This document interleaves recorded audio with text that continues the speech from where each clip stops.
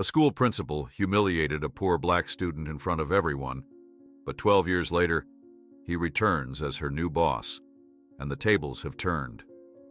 Before we continue, don't forget to subscribe to the channel, like the video, and comment where in the world you're watching from. Let's go. Marcus Johnson stood before the weathered sign of Westridge High School, his stomach churning as he adjusted his expensive tie. The morning sun cast long shadows across the brick facade that had haunted his dreams for 12 years. He took a deep breath, inhaling the familiar scent of freshly cut grass and institutional disinfectant. 12 years later, and I still feel like I don't belong here, he muttered to himself, straightening his custom-tailored suit jacket. The building seemed smaller now, less imposing than in his memories. Yet the weight of what had happened within those walls still pressed down on him like a physical force. As superintendent of the Regional Education Board at just 28, Marcus had achieved more than anyone expected from the lunch voucher kid. But standing here, he felt 16 again, vulnerable and exposed. A flash of memory hit him without warning. Principal Barbara Winters on the assembly stage, her voice cutting through the silence as she pointed him out in the crowd. "This young man," she had announced, gesturing toward Marcus in his threadbare shirt, "is what happens when you don't apply yourself. With that attitude and appearance, he probably won't amount to much in life." The laughter that followed had been deafening, drowning out everything except the pounding of blood in his ears as he fled the auditorium. Marcus loosened his tie slightly, fighting the tightness in his chest. He wasn't that powerless boy anymore. He was their boss now. With practiced composure, he walked through the main entrance, his polished Oxfords clicking against the linoleum. Students parted before him, their curious eyes taking in his tailored suit and confident stride. A few whispered as he passed, probably wondering who this important-looking stranger was. They would know soon enough. Ms. Galloway, the ancient English teacher who had once given him extra books when she noticed his interest in literature, did a double take as she emerged from her classroom. Her eyes widened in recognition, mouth forming a small O of surprise. "Mr. Johnson?" she asked uncertainly, clutching her worn copy of To Kill a Mockingbird against her chest. Marcus smiled warmly. "It's good to see you again, Ms. Galloway." "My goodness, look at you," she exclaimed, reaching out to touch his sleeve as if confirming he was real. "I always knew you were destined for great things, despite what some people said." Before he could respond, a brisk clicking of heels announced the arrival of his assistant. Sarah Chen, efficient and unflappable, had been with him since his appointment 6 months ago. "Mr. Johnson, we're cutting it close," she said, consulting her tablet. "The board meeting starts in 15 minutes, and you wanted to review the attendance list beforehand." "Of course," Marcus nodded, turning back to Ms. Galloway. "We'll catch up later." As they walked, Sarah briefed him on the participants expected at the meeting. All 7 principals from the district will be there, including Barbara Winters from this school. She's been here for nearly 25 years, apparently runs a tight ship, but has some controversial methods according to the reports. "I'm familiar with her methods," Marcus said quietly, his jaw tightening slightly. They reached a small conference room where Marcus could prepare. As Sarah left him to his thoughts, he pulled out his notes, focusing on the vision he wanted to present for the district. His emphasis on support programs for low-income students wasn't just policy, it was personal. No child should have to struggle the way he had, worried about basic necessities while trying to focus on learning. Mentally, he rehearsed his introduction, determined to project nothing but professional confidence. The nervous 16-year-old had no place in this meeting. At precisely 9 a.m., Marcus entered the boardroom, greeting each principal with a firm handshake and direct eye contact. He was halfway through his introductions when the door opened again, and Barbara Winters swept in. "My apologies for the delay," she announced, not looking particularly apologetic. Time had etched deeper lines into her face, and streaks of gray now shot through her once brown hair. But her demeanor remained unchanged, authoritative and slightly imperious.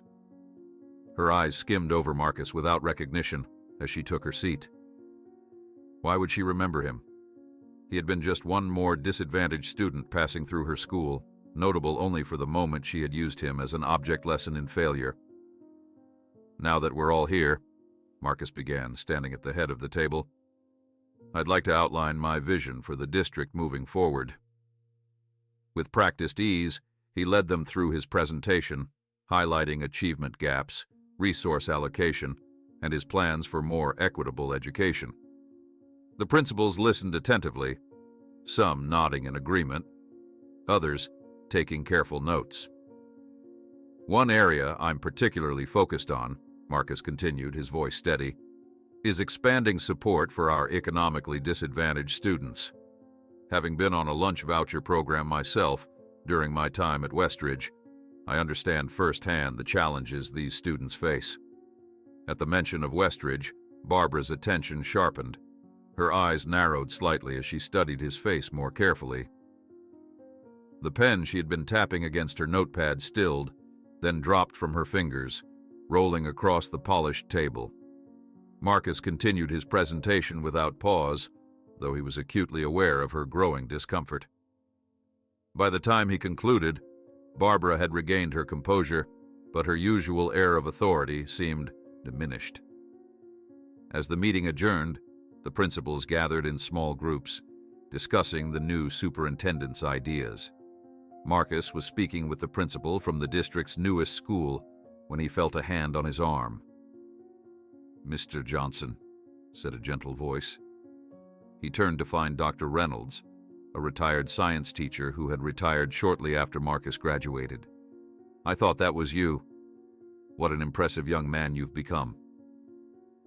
"Dr. Reynolds," Marcus smiled genuinely, "it's good to see you again. Are you consulting for the district now?" "Just filling in occasionally," the older man replied. "But I wanted to say, I remember that assembly. What happened to you wasn't right." Marcus's smile faltered slightly. "That was a long time ago." Dr. Reynolds glanced toward Barbara, who was gathering her papers across the room. "She was going through a bitter divorce that year. Not that it excuses anything, but people are complicated, aren't they?" Before Marcus could respond, Dr. Reynolds gave his shoulder a squeeze and moved away, leaving him pondering these words. Lost in thought, Marcus collided with someone as he turned toward the door. Papers scattered across the floor, and he found himself face to face with Barbara Winters. "I'm sorry," he said automatically, bending to help gather the fallen documents. "That's quite all right, Superintendent," Barbara replied stiffly, reaching for a folder that had slid beneath the table. "Though in the future, perhaps watch where you're going." "Of course," Marcus replied evenly, handing her the last of the papers. "Just as in the future, you might want to review the new district protocols regarding tardiness to official meetings. The policy document was distributed last week." A flush of color rose in Barbara's cheeks. "I've been running this school for 24 years, Mr. Johnson. I hardly need—" 25 years, actually," Marcus corrected her mildly, "including the year you were made acting principal after Mr. Daniels retired. That would have been 2006, if I recall correctly. My sophomore year." The hallway had emptied now, leaving them alone in the corridor. Barbara stared at him, confusion giving way to dawning recognition. "You don't recognize me, do you?" Marcus asked quietly, maintaining eye contact. Barbara took an involuntary step back, clutching her papers tighter. "I meet thousands of students over the years, Superintendent. I can't be expected to remember everyone." "No, I suppose not," Marcus agreed. "Maybe the torn shirt and the tears make identification difficult." The color drained from Barbara's face as realization finally hit her. The imperious principal seemed to diminish before his eyes, her shoulders slumping slightly as the memory crystallized. "Marcus Johnson. My God," she whispered, her hands visibly trembling. "Marcus Johnson." "My God," she whispered, her hands visibly trembling. Barbara took another step back, her shoulder blades pressing against the wall for support. The confident Principal Marcus had observed throughout the meeting had vanished, replaced by a woman who looked as though she'd seen a ghost, which in a way she had. "Superintendent Johnson," she attempted to regain her composure, straightening her blazer with shaking hands. Perhaps we should continue this conversation in my office." Marcus nodded, his expression deliberately neutral. "I think that would be appropriate." The walk to her office was silent, punctuated only by the distant sounds of students changing classes. Barbara's heels clicked against the linoleum with less authority than before, her usual commanding stride now hesitant and unsteady. Her office hadn't changed much over the years, the same imposing desk, the same wall of academic credentials and achievement awards, only the computer looked more modern. Barbara gestured to a chair across from her desk, and Marcus sat, crossing one leg over the other, his posture relaxed but professional. "I'm not here for revenge, Ms. Winters," Marcus said, breaking the tense silence.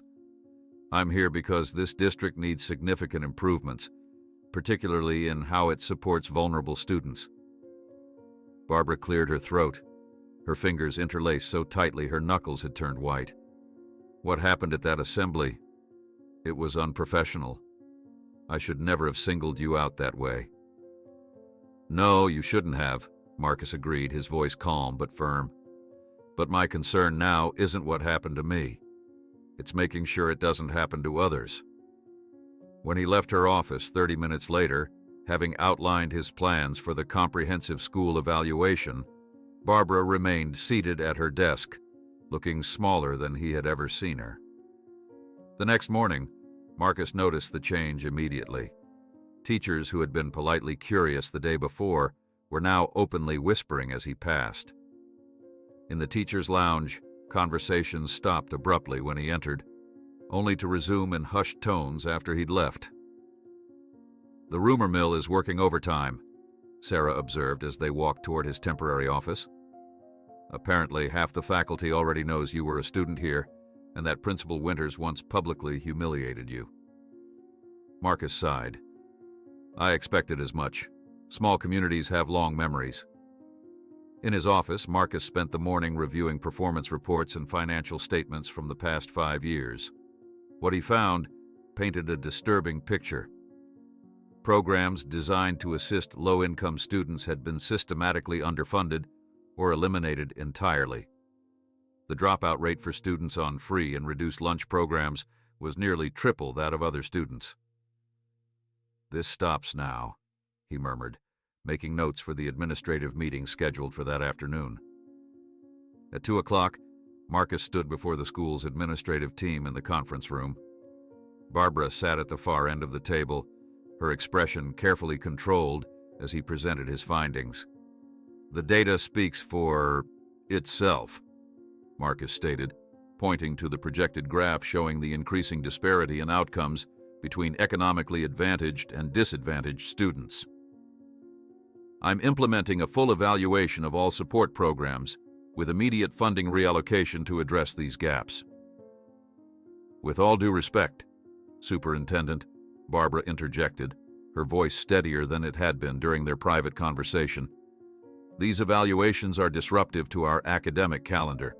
Perhaps we could postpone until summer break?" Marcus turned to face her directly. "I understand your concern, Principal Winters. However, the current dropout rate for low-income students at Westridge is 27% compared to the district average of 12%. That represents real children losing their educational opportunities every day we delay." Barbara fell silent, unable to counter his precise citation of the school's failures. After the meeting, Marcus toured the school facilities, noting details that told a story the official reports hadn't captured. The cafeteria had a separate line for free lunch recipients, making them immediately identifiable to peers. The guidance office had outdated information on scholarship opportunities. The computer lab computers were clearly allocated by class schedule, newer machines for advanced placement courses, older models for remedial classes. Ms. Winters has always been resistant to external funding for student assistance programs, confided Mrs. Patel, the school secretary who had been at Westridge for over 20 years. 3 years ago, a local business offered to sponsor a mentorship program for at-risk students, but she declined, citing concerns about external influence on educational standards.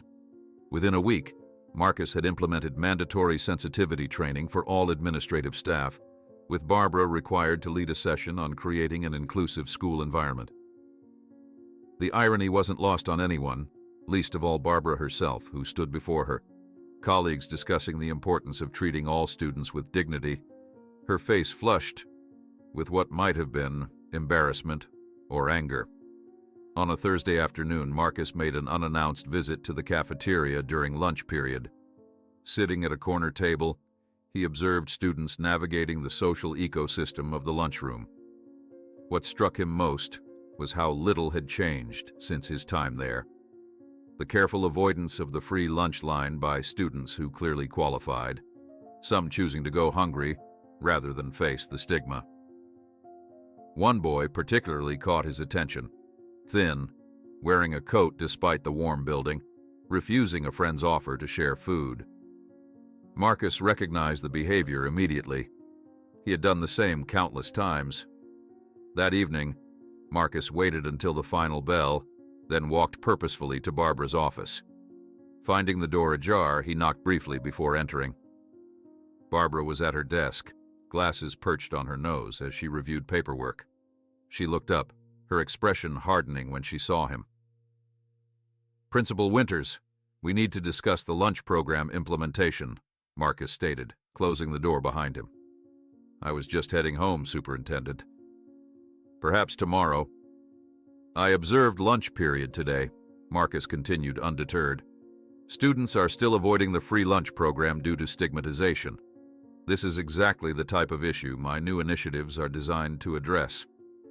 Barbara removed her glasses, placing them deliberately on her desk. "My staff follows all required protocols for the program. What more do you expect?" "I expect compassion," Marcus replied evenly. "I expect awareness of how institutional structures can perpetuate inequality. I expect better from an educator with 25 years of experience." Something in Barbara snapped. She stood up abruptly, her chair rolling back against the wall. "You came back just to humiliate me like I did to you, didn't you?" she demanded, her voice rising. "This isn't about those students, it's about revenge." Marcus remained calm, though his heart raced. "This isn't about you or me, Ms. Winters. It's about making sure no student has to choose between hunger and dignity." "Easy for you to say from your ivory tower now," Barbara spat, her professional facade crumbling entirely. "You have no idea what it takes to run this school with the resources we're given." "I know exactly what it's like to be hungry in your school," Marcus replied quietly. "I lived it."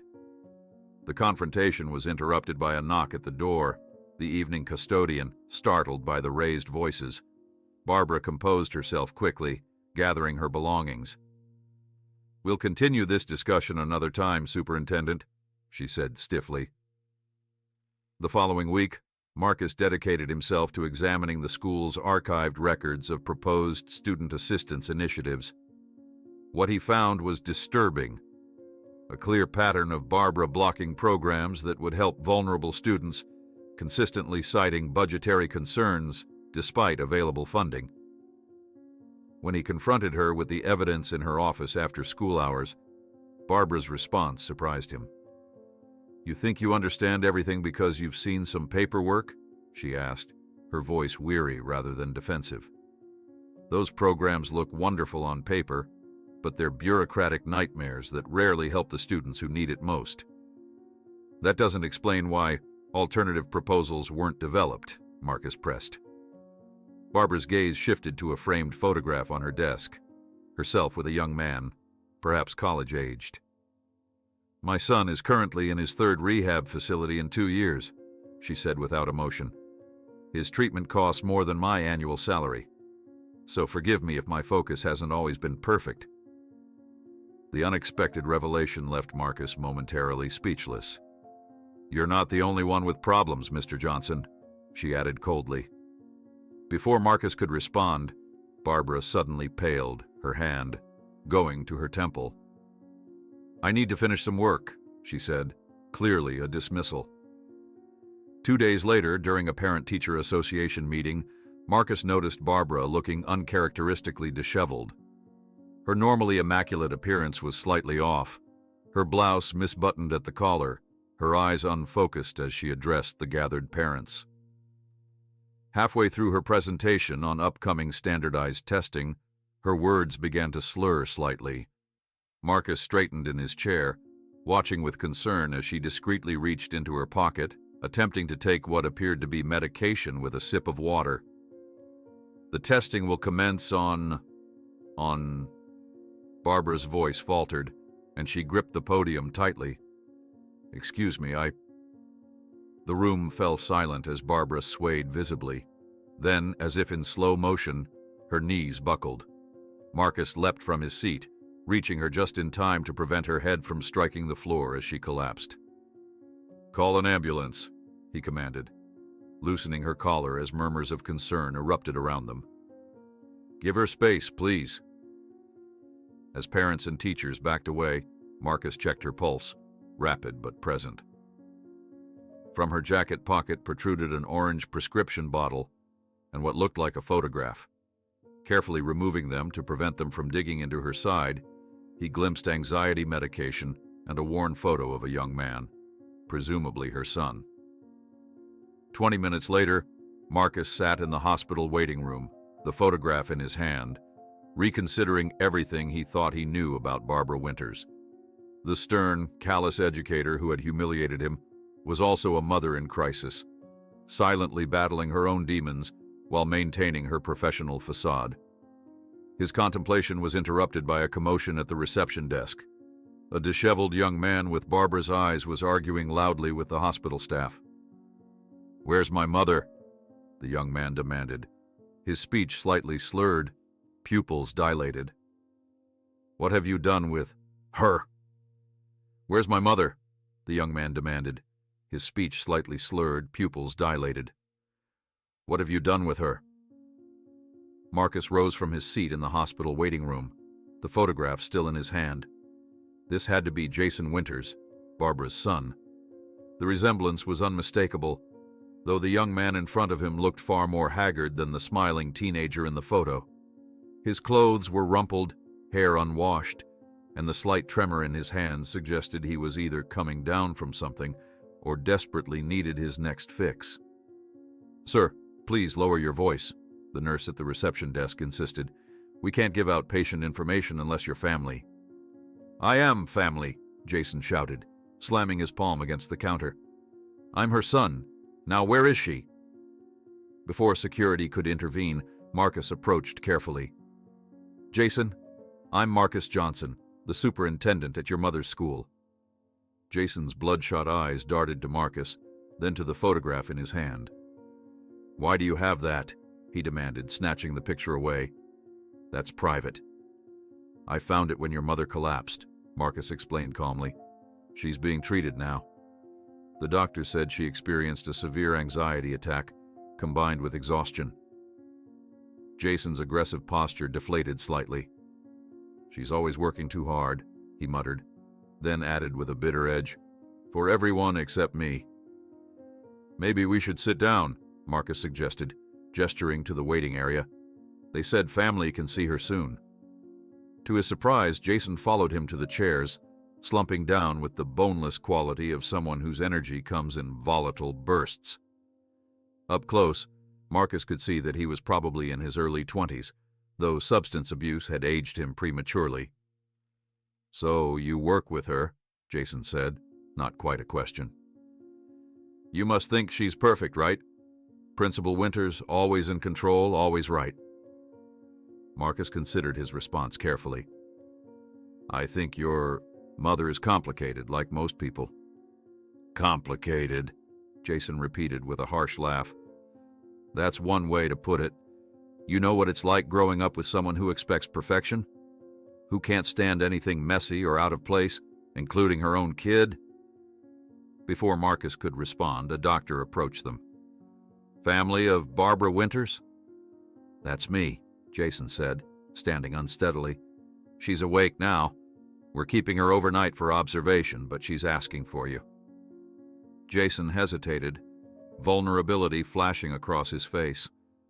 For a moment, he looked like the boy in the photograph, uncertain, seeking approval. "Go ahead," Marcus encouraged. "I'll check back tomorrow." Jason nodded, following the doctor without another word. Marcus remained seated, turning over this new information in his mind. Exhaustion and anxiety severe enough to cause collapse suggested Barbara's problems ran deeper than workplace stress. Combined with a son battling addiction, it painted a picture of a woman whose harsh exterior might be a shell protecting a far more vulnerable core. Later that night in his apartment, Marcus sat at his computer, the search bar open, but empty. Part of him wanted to research Barbara Winters, to see what else he might learn about the woman who had humiliated him so thoroughly. After a moment's hesitation, he typed her name, adding "divorce" based on what Dr. Reynolds had mentioned. The search returned little, a brief mention in court records from 2006, around the time of the assembly incident. Curious, he refined his search to include her son's name. This yielded more. A newspaper article from 5 years ago about a promising young musician, Jason Winters, receiving a scholarship, Barbara beaming proudly beside him in the accompanying photo. Then, more recently, police blotter mentions of disorderly conduct and possession charges. Marcus closed his laptop, troubled by the invasion of privacy despite his legitimate professional concerns. The picture emerging was complex: a successful but possibly struggling single mother, a talented son derailed by addiction, a professional educator whose personal life was unraveling even as she maintained rigid control at work. The following morning, Marcus arranged a meeting with Dr. Chen, the school psychologist. Her office was a calm oasis amid the institutional chaos of the school, plants thriving on every surface, comfortable chairs arranged in a circle rather than across a desk. "I appreciate you meeting with me, Dr. Chen," Marcus began. "I'm concerned about our student support systems, particularly for those experiencing economic hardship or unstable home environments." Dr. Chen nodded thoughtfully. "It's a critical area that's been underdeveloped here for some time. The records suggest Principal Winters has consistently blocked expansion of these programs," Marcus continued. "I'm trying to understand why."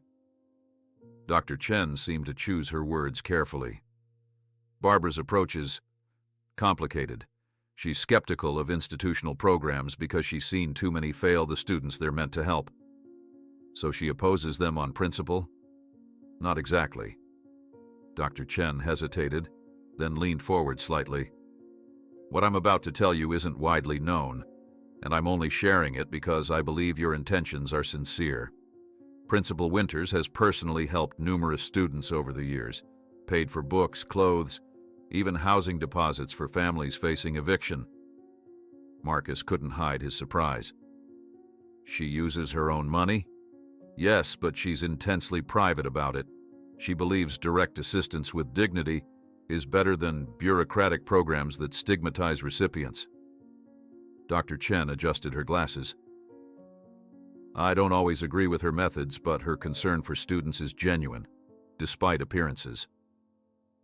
This revelation contradicted everything Marcus thought he knew about Barbara. As he left Dr. Chen's office, he nearly collided with a former student he recognized, now a young adult, returning to the school as a visitor. "Sorry," the young man said, then did a double take.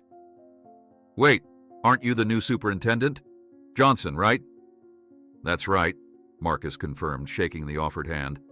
"I'm Carlos Reyes. I graduated 5 years ago. Just visiting my old teachers." He grinned. "Man, this place hasn't changed a bit." Something clicked in Marcus's memory. "Reyes, weren't you headed to Stanford on scholarship?" Carlos looked surprised.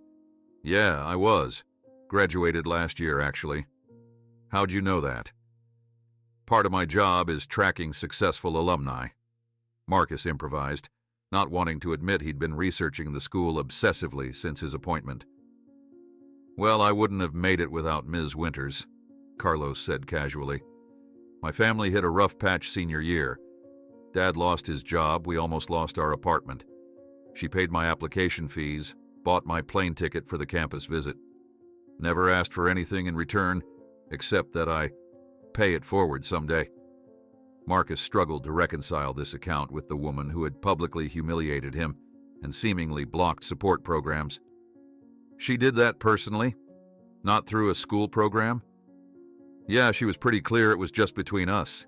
Said something about bureaucracy getting in the way of actually helping people. Carlos shrugged. I should go, meeting Mr. Hernandez before his next class. Good talking to you, sir. As Carlos walked away, Marcus stood motionless in the hallway, his understanding of Barbara Winters shifting yet again. Later that afternoon, Marcus found himself in the school's archives, digging through old budget proposals and program applications. What he discovered was revealing. Barbara had indeed consistently blocked large institutional programs, but often while simultaneously proposing smaller, more targeted initiatives that would have helped specific vulnerable populations with less bureaucracy and more dignity. Many of these alternatives had been rejected by previous administrations for being too limited in scope. Armed with this new understanding, Marcus headed to Barbara's office, where she had returned after her hospital stay. She looked pale but composed, her usual armor of professionalism firmly back in place. Superintendent, she acknowledged stiffly as he entered. I assume you're here about the time I missed. Actually, I wanted to discuss these, Marcus said, placing several folders on her desk, her alternative proposals for student support from over the years. Barbara's expression tightened. You've been digging through old files. It's my job to understand the history of program development in this district, Marcus replied evenly. These proposals show considerable thought and insight into the real needs of vulnerable students. They were all rejected, Barbara said flatly. Yes, I saw that, but they reflect a genuine concern for student welfare that contradicts other aspects of your administrative record. Barbara's eyes flashed. You think you can understand my entire career from some paperwork? You have no idea what it takes to operate in this system. Then help me understand, Marcus challenged. Because right now I see someone who publicly humiliated a student for being poor, yet privately helped others in similar situations. I see someone who blocked institutional support programs while creating her own shadow system of assistance. These contradictions don't make sense. Barbara's hand trembled slightly as she reached for a glass of water. We don't always have the luxury of consistency, Mr. Johnson. Sometimes we're just trying to hold everything together the best we can. The conversation was interrupted by a knock at the door. Sarah entered with an urgent message requiring Marcus's attention elsewhere. As he stood to leave, Barbara's voice stopped him. You saw my son at the hospital, didn't you? Marcus turned back. Yes. Then you've seen another of my failures, she said quietly. Another contradiction, as you put it. Before Marcus could respond, Barbara continued, her voice barely audible. You don't know absolutely nothing about my life, Mr. Johnson, or the price that I paid for my errors. You don't know absolutely nothing about my life, Mr. Johnson, or the price that I paid for my errors. Marcus stood in the doorway, those words hanging in the air between them. The bitterness in Barbara's voice was unmistakable, but there was something else there too. A fragility he'd never associated with the formidable principal. Before he could respond, his phone buzzed with another urgent message from the district office. This conversation isn't finished, he said quietly, meeting her gaze. That evening, Marcus sat in his apartment, staring at his laptop screen without really seeing it. He'd spent hours reviewing student support programs in other districts, but Barbara's words kept intruding on his thoughts. A quick search brought up an article about her son. A music competition from 5 years ago, Jason Winters at a piano, his expression intense, yet vulnerable. The caption mentioned that he was headed to Juilliard on scholarship. What had happened between then and now? His research was interrupted by his doorbell. Opening it, he found himself facing the very subject of his thoughts.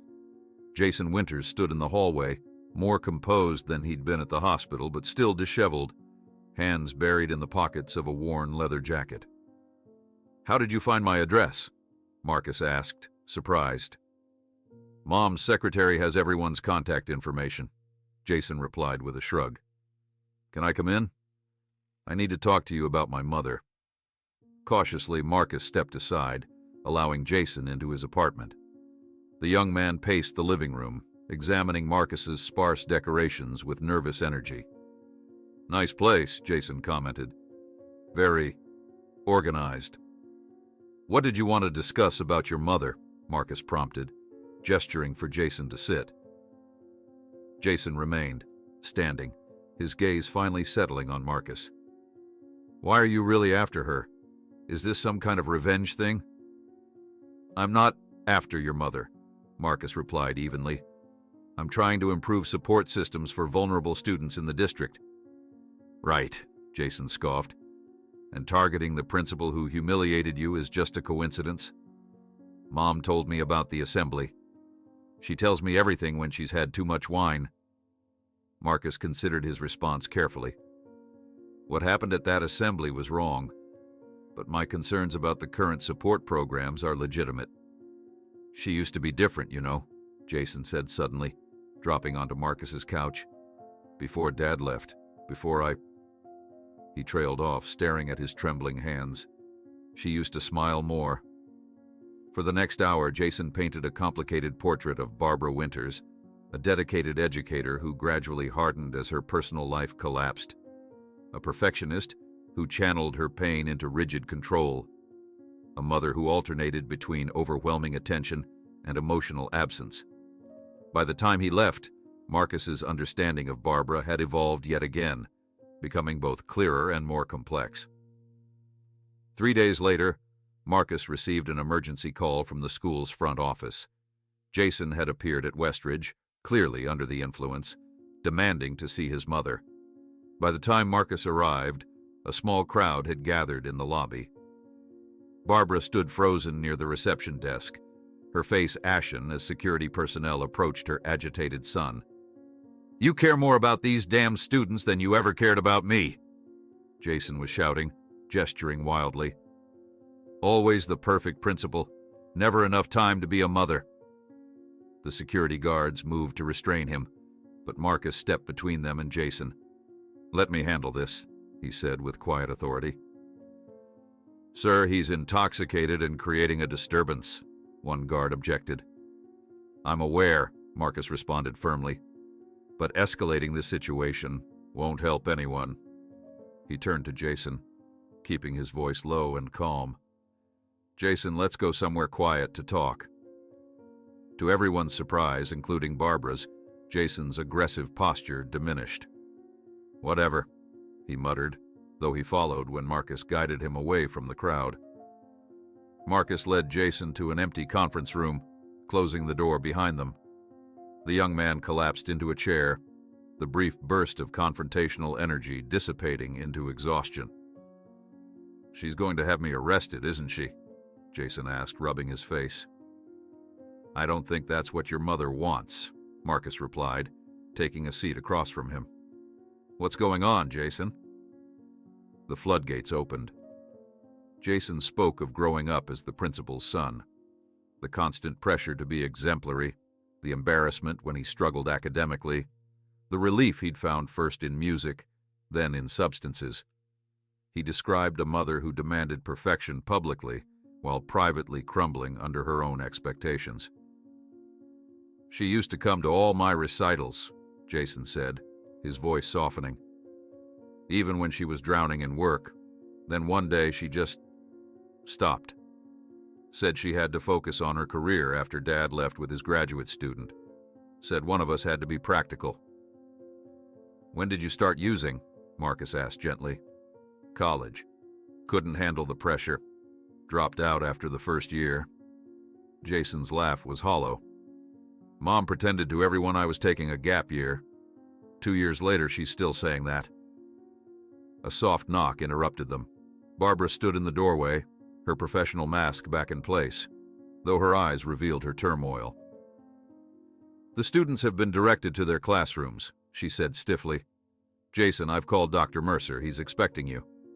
I'm not going back to rehab, Jason protested. It's just a consultation, Barbara replied, her voice strained. Please, Jason, for me. The tension between mother and son was palpable. Jason finally stood, avoiding her gaze. Fine, but I'm not staying this time. As Jason walked past her, Barbara reached out as if to touch his arm, then withdrew her hand when he flinched away. Once he'd left, her composure faltered slightly. Thank you for intervening, Superintendent, she said formally, though her voice wavered. I apologize for the disruption to the school day. No apology necessary, Marcus replied. Is there anything I can do to help? Barbara's expression hardened. You've done quite enough already. Later that afternoon, Marcus received notification that the school board had rejected his proposal for a comprehensive student support program, citing budget constraints. The email arrived just minutes before Sarah informed him that Barbara had submitted her resignation, effective at the end of the semester. Frustrated on both fronts, Marcus headed directly to Barbara's office. He found her methodically packing her personal items into a cardboard box, her movements mechanical. You're giving up? He asked from the doorway. Barbara continued placing books into the box without looking up. I'm facing reality. The board won't approve your programs as long as I'm here opposing them. My presence has become an obstacle to progress. I don't accept that, Marcus replied, stepping fully into the office, and I don't accept your resignation. This finally made Barbara look up, surprise breaking through her detached facade. That's not your decision to make. Actually, it is. Resignations go through my office before reaching the board. Marcus took a seat across from her desk. Why don't you tell me what's really going on? For a moment, Barbara maintained her composure. Then, like a dam breaking, everything crumbled. She sank into her chair, hands covering her face. I can't do this anymore, she whispered. Fight you at work. Fight Jason at home. I'm losing on every front. You don't have to fight me, Marcus said quietly. Barbara looked up, her eyes red-rimmed but dry. Don't I? You came back to expose everything I've done wrong. I came back to make things better for students like me, Marcus corrected her. That doesn't have to mean destroying you. His words seemed to penetrate her defenses. Slowly, Barbara revealed the full extent of her struggles. The financial strain of Jason's multiple rehab attempts, the constant fear of public embarrassment in their small community, the exhaustion of maintaining her professional persona while her personal life disintegrated. I became the type of person I used to despise, she confessed, her voice barely audible. When I humiliated you that day, I was looking at my own fears about Jason. He'd started acting out, skipping school. I was terrified he'd end up struggling like me, Marcus finished for her. Barbara nodded, unable to meet his eyes. It's no excuse. I knew better even then. But I was falling apart, and you became the target of all my fear and frustration. The office grew quiet, the only sound the distant chatter of students being dismissed for the day. Marcus studied the woman before him, not the towering figure of authority from his nightmares, but a human being buckling under the weight of her own mistakes. Your resignation, he said finally. What will you do? I don't know, Barbara admitted. Find a less visible position somewhere. Focus on getting Jason the help he needs. And if there was another option? Marcus asked. Before she could respond, his phone rang. The rehabilitation center. Jason had arrived for his appointment, but was now refusing to stay, creating a scene in the lobby. "I have to go," Barbara said immediately, reaching for her purse. "I'll drive you," Marcus offered. The ride to the center was silent, each lost in their thoughts. When they arrived, they found Jason pacing the lobby, agitated but not violent. "I changed my mind," he announced when he saw them. "I'm ready to check in. For real this time." The relief on Barbara's face was profound. After Jason was settled, with the intake counselor, she and Marcus sat in the center's garden, the evening sun casting long shadows across the carefully maintained flowers. "Do you think some people are simply too broken to be fixed?" Barbara asked hesitantly. Marcus studied Barbara's face as she asked the question, noticing how the evening sunlight softened her features, revealing the vulnerability beneath her professional armor. "Do you think some people are simply too broken to be fixed?" The weight of her words hung in the garden air, mingling with the scent of flowering jasmine. "I don't believe anyone is beyond repair," Marcus replied after a thoughtful pause. "Broken, maybe. But brokenness can be the beginning of something new, not just the end of what was." Barbara gazed at the rehabilitation center's entrance where Jason had disappeared minutes earlier. "I used to believe that too, before everything fell apart." A distant wind chime sounded as Marcus considered his response. This woman had once been the embodiment of his nightmares, yet sitting beside her now, he saw only another human being struggling under the weight of her mistakes. "When I was 16, Marcus began, "after that assembly, I wanted nothing more than to see you suffer. I carried that anger with me for years." Barbara winced but didn't interrupt. "It almost destroyed me," he continued. "Not what you did, though that was cruel enough, but the hatred I nurtured afterward. It became a poison I drank willingly, expecting it to hurt you instead." The rehabilitation center's automatic lights flickered on as dusk deepened around them. Barbara's shoulders hunched slightly, as if physically bearing the weight of his words. "My mother noticed," Marcus said. "She found me obsessively researching you one night when I should have been studying for college entrance exams. She told me something I never forgot. That woman may have hurt you, but she can't break you unless you give her that power." Barbara's eyes glistened with unshed tears. "Your mother sounds wise." "She was," Marcus agreed.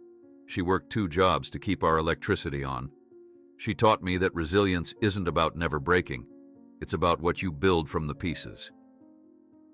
The garden had grown darker now, their conversation cloaked in shadow and the relative privacy it provided.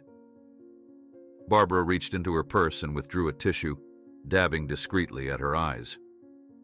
"I still have to face the consequences of my actions," she said quietly. "The board won't approve your initiatives while I'm still here opposing them. My resignation is the practical solution." Marcus shook his head firmly. "I don't want your resignation, Barbara. I want your experience, your knowledge of these students, your 25 years of educational insight. But the conflict between us is exactly why we need to work together," Marcus interjected. "Think about it. What message would it send if the student you once humiliated and the teacher who did the humiliating could build something transformative together?" For the first time since he'd returned to Westridge, Marcus saw genuine hope flicker in Barbara's expression. The following morning, Barbara found a file folder on her desk with a simple note. Possibilities. Inside were preliminary sketches for what Marcus had dubbed the Bridge Program, a comprehensive support system for vulnerable students that would circumvent the bureaucratic obstacles of traditional programs. Later that afternoon, they met in Marcus's temporary office to discuss the proposal. The tension between them had transformed into something different. Not quite comfort, but a tentative, professional respect. Barbara reviewed his notes with the critical eye of an experienced administrator. "This funding structure wouldn't be approved by the board," she pointed out, tapping a section of the proposal. "They'd consider it too experimental." "That's why I'm suggesting private funding," Marcus explained. "I've cultivated relationships. with several foundations and corporate donors during my career. They're interested in educational innovation, especially programs with measurable outcomes. Barbara raised an eyebrow. And they'd fund a program in our small district? They'll fund success, Marcus replied confidently. And with your experience guiding implementation, success is much more likely. The conversation continued for hours, Barbara pointing out potential pitfalls while Marcus outlined solutions. By evening, what had begun as his conceptual sketch had evolved into something more robust, incorporating Barbara's practical insights. As they prepared to leave, Barbara hesitated at the door. Why are you doing this?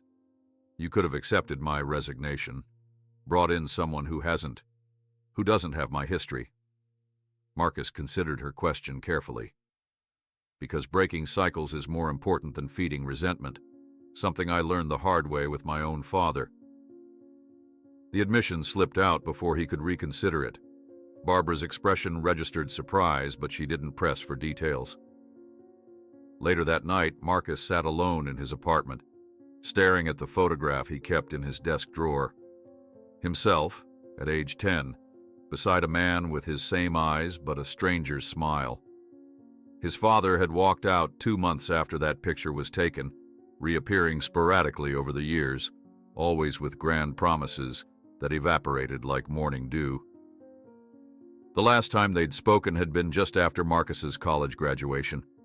His father had called, slurring his congratulations, asking for money in the same breath.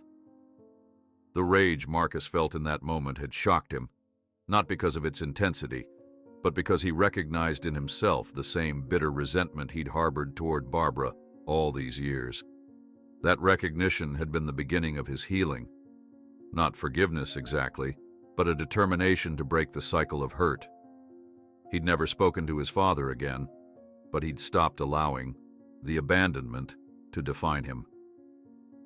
The next day, word had already spread through the school about Jason's rehab admission and Barbara's ongoing role at Westridge. Marcus overheard whispered conversations that ceased abruptly when he approached. They say he's keeping her on as some kind of punishment, one teacher murmured to another in the copy room. I heard she's blackmailing him somehow, came the response.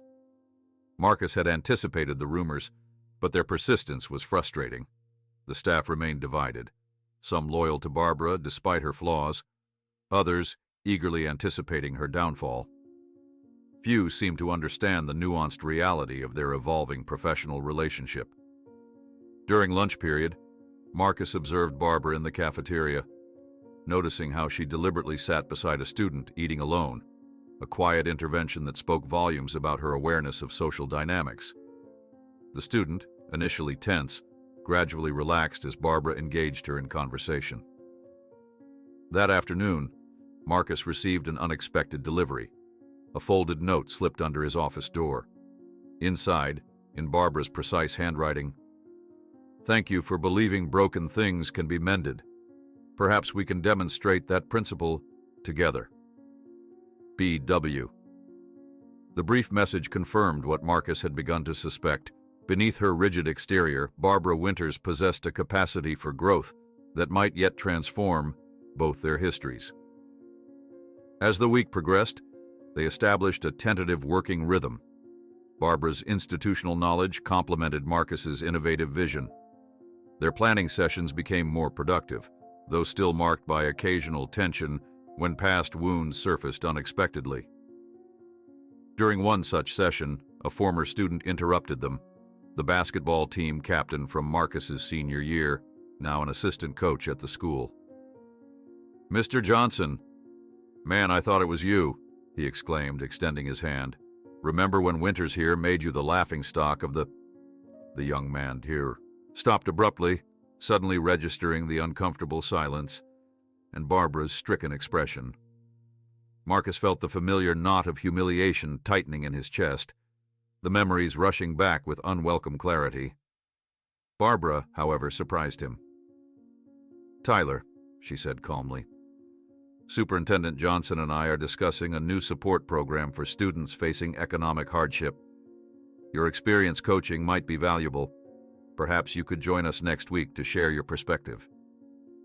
Her swift redirection diffused the tension, professionally steering the conversation away from Marcus's embarrassment. After Tyler left with a meeting time scheduled, Marcus gave Barbara a questioning look. "You protected me just now," he observed. Barbara gathered her papers, avoiding his eyes. "I protected our work. The program is more important than old grievances." Though her words were pragmatic, Marcus recognized the gesture for what it was, an attempt, however small, at making amends. That evening, Marcus received a call from the rehabilitation center.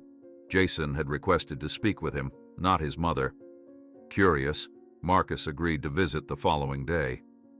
When he arrived, Jason appeared markedly different from the agitated young man who had checked in just days earlier. His eyes were clearer, his movements more deliberate, though withdrawal had left dark circles under his eyes. "Mom doesn't know I asked you to come," Jason began without preamble. "I wanted to talk to you alone." "I'm listening," Marcus replied. Jason stared out the window for a long moment. "She calls me every night, you know, just to hear my voice.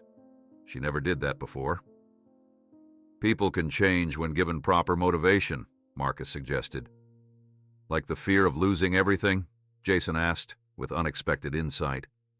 The conversation continued, revealing Jason's perceptiveness about his mother's struggles and his own role in them. Near the end of their visit, he asked the question Marcus had been anticipating. "Did you really come back just to help students, or did you want revenge on my mom?" Marcus answered honestly. "Both at first. Now I'm not sure either reason fully explains why I'm here." Later that night, a sudden thunderstorm swept through the region, knocking out power in several areas, including Marcus's apartment building. Unable to work from home, he returned to the school, surprised to find lights still on in Barbara's office despite the late hour. He found her at her desk, speaking tensely into her phone. When she saw him, she quickly ended the call. "Jason?" Marcus asked. Barbara nodded, exhaustion evident in every line of her face. "The storm triggered anxiety. The counselor says it's normal during early recovery, but..." Her voice trailed off as lightning flashed outside her window, followed by a tremendous crack of thunder. The school's lights flickered ominously. "You should go home," Marcus suggested. "Get some rest." "I can't," Barbara admitted. "My house feels so empty without him, even though he was barely there these past years." The storm intensified, rain lashing against the windows as if demanding entry. Barbara stared out at the deluge, her expression distant. "Do you think some people are simply too broken to be fixed?" she asked hesitantly. Marcus sat in silence for a moment, looking at the rain-lashed windows of Barbara's office while considering her haunting question. The framed photograph of himself and his father seemed to press against his consciousness from miles away, locked in his desk drawer at home. "I think we're all broken in our own ways," he finally said, his voice barely audible over the drumming rain. "The real question is what we choose to do with the pieces." Barbara nodded slightly, her gaze fixed on the storm outside. Neither spoke for several minutes, the shared silence oddly comfortable between two people, whose relationship had been defined by tension. Later that night, after the storm had subsided to a gentle patter, Marcus returned to his apartment. The power had been restored, but he found himself drawn to the photograph he'd been thinking about earlier. He pulled it from the drawer, studying his 10-year-old smile alongside the father who would abandon him just weeks later. "You don't get to keep breaking me," he whispered to the image, before returning it to the drawer with newfound resolve. The next morning, Marcus prepared for his meeting with potential donors for the Bridge program. He had arranged a conference call with representatives from 3 educational foundations he'd worked with in previous districts. As he reviewed his presentation one last time, he focused on the sections where Barbara's insights had strengthened the proposal. Her practical knowledge of student needs had transformed his theoretical framework into something far more viable. The call went better than expected. Two of the three foundations expressed immediate interest, particularly in the program's emphasis on dignity alongside practical support. The third wanted more concrete metrics for measuring success. By the end, Marcus had secured preliminary commitments for nearly half the funding they would need to launch the pilot program. When he shared the news with Barbara that afternoon, her response was measured. "It's a promising start," she acknowledged, reviewing the notes from his call. "But these foundations have strict reporting requirements. We'll need to develop comprehensive tracking systems." "That's where your experience comes in," Marcus pointed out. "You know how to navigate educational bureaucracy without letting it consume the actual work." The hint of a smile crossed Barbara's face, perhaps the first genuine one he'd seen since his return to Westridge. "I've had plenty of practice at that." Across the school, however, not everyone viewed their collaboration positively. Marcus increasingly noticed groups of teachers falling silent when he approached, exchanging glances that suggested ongoing speculation about his motivations. "He's manipulating her," Marcus overheard one veteran teacher tell another in the faculty lounge, "using her vulnerability to push his agenda." "Or maybe she's playing him," came the response. "Barbara always thinks 10 steps ahead." The rumors were frustrating, but unsurprising. Years of Barbara's rigid leadership had created factions among the staff, those fiercely loyal to her methods, and those who had long resented her authority. Neither group could easily comprehend the nuanced relationship developing between the woman who had once wielded her power to humiliate and the man who had returned with the institutional authority to destroy her career. That Saturday morning, without informing Barbara, Marcus drove to the rehabilitation center. Jason had been there nearly 2 weeks now, and according to the counselors, was making steady progress. When Marcus arrived, he found the young man in the center's common room, his fingers absently moving across a tabletop as if playing an invisible piano. "You didn't bring my mother," Jason observed as Marcus took the seat across from him. "I thought you might prefer to speak privately again," Marcus replied. Jason nodded, his fingers stilling. "She's different now, you know, since all this happened. She calls every day, actually listens instead of just lecturing." "People change when the stakes are high enough," Marcus said. "Is that why you changed your mind about destroying her career?" Jason asked bluntly. Before Marcus could respond, the center's doors opened, and Barbara entered. Her surprise at seeing Marcus was evident, but quickly masked by concern for her son. "Jason," she said, approaching cautiously, "I didn't realize you had a visitor." The awkwardness hung palpable between the three of them until Jason broke the tension with unexpected frankness. "We were discussing how the superintendent here decided not to ruin you after all. I'm curious about that myself." Barbara's composed expression flickered briefly, revealing the vulnerability beneath. Marcus recognized this as a pivotal moment. How he responded would either build trust or reawaken suspicion. "Your mother and I are finding that our different perspectives might actually complement each other," he explained carefully. "Sometimes the person who shows you what's broken is exactly who you need to help fix it." Barbara's eyes met his, a silent acknowledgement passing between them. The following Monday, Marcus faced his most challenging meeting yet, presenting the bridge program concept to skeptical representatives from the school board.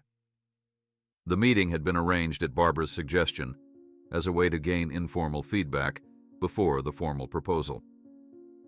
"This program structure circumvents standard district protocols," observed one board member, frowning at the materials Marcus had distributed.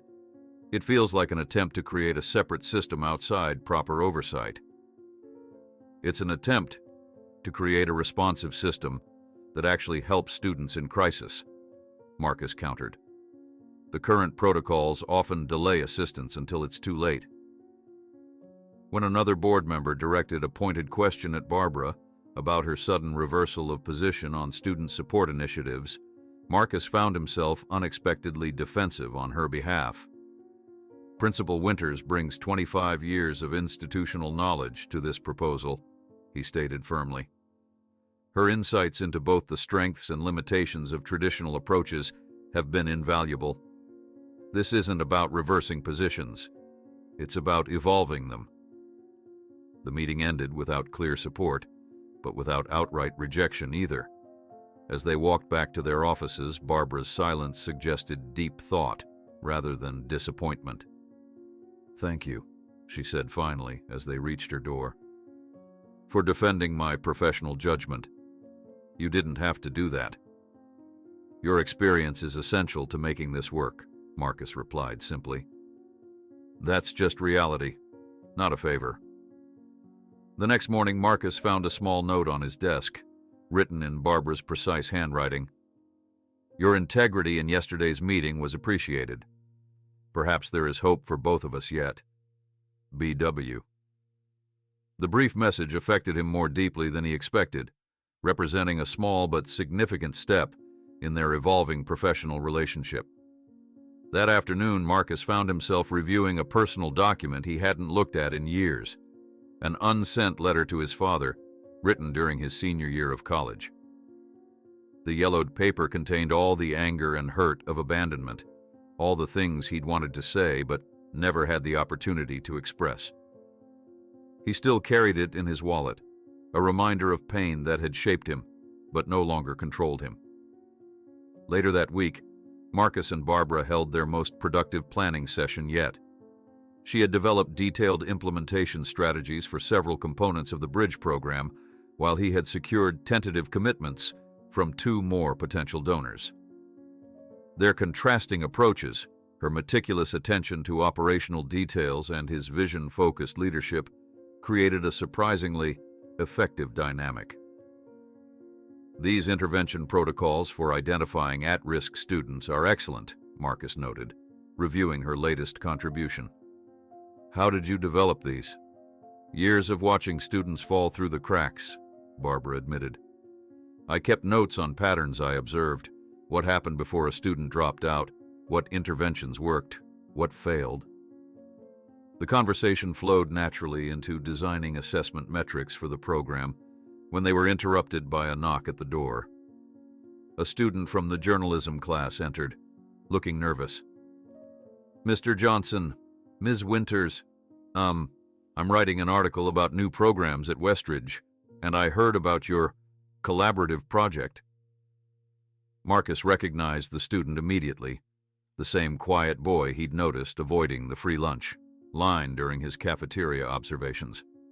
As Barbara efficiently answered the student's questions about the program's goals, Marcus noticed how she subtly emphasized the dignity aspects of their approach, clearly drawing from her own observations of the young man's situation. After the student left, Barbara sighed.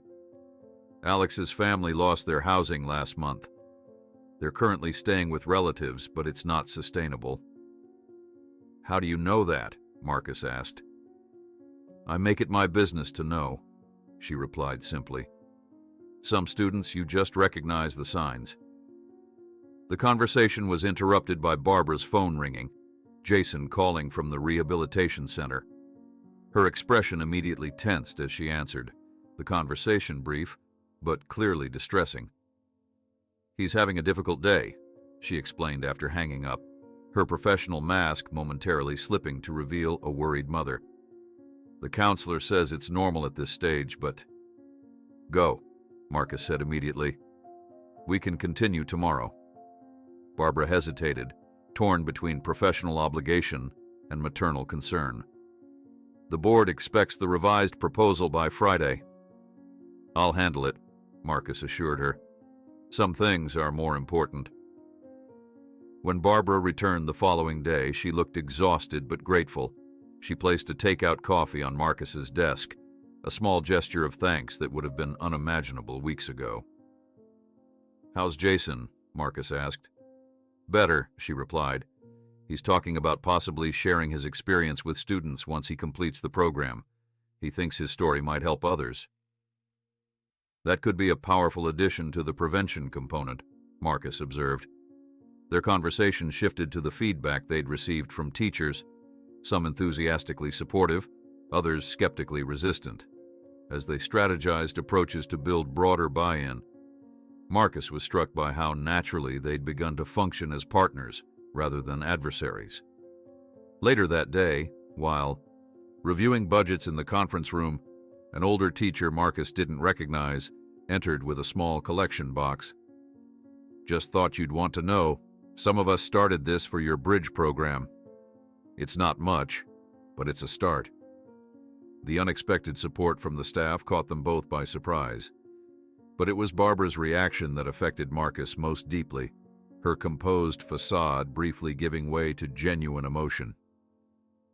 That evening, as thunder rumbled in the distance, signaling another approaching storm, Marcus found himself reflecting on how dramatically his purpose had shifted since returning to Westridge. What had begun as a quest for vindication had evolved into something far more complex and potentially healing. When a lightning flash illuminated his apartment, Marcus caught sight of himself in the mirror, wondering aloud, "You came back to settle a score, but ended up trying to break a cycle instead. What would your father make of that?" Marcus turned from the rain-streaked window, carefully considering Barbara's profound question that hung in the air between them. "Do you think some people are simply too broken to be fixed?" "I think we're all broken in our own ways," he finally answered, watching raindrops trace jagged paths down the glass.